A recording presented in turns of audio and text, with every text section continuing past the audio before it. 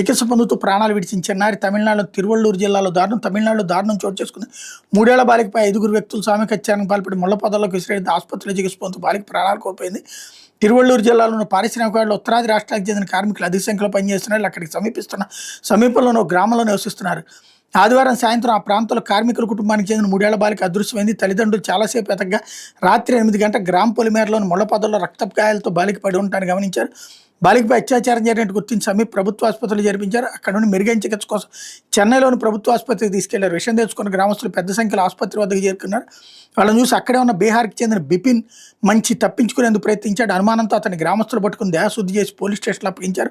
పోలీసులు అతన్ని విచారించగా బిస్కెట్లు కొనిస్తాను బాలికను తీసుకెళ్లి మరో నలుగురితో కలిసి సామూహిక అత్యాచారానికి పాల్పడిన నేరం అంగీకరించాడు. మిగిలిన నిందితులను కూడా అరెస్ట్ చేయాలని డిమాండ్ చేస్తూ చిన్నారి బంధువులు పోలీస్ స్టేషన్ ముట్టడించారు. పరాలేనో నలుగురు కోసం గాలిస్తున్నట్టు పోలీసులు చెప్పడంతో వాళ్ళు శాంతించారు.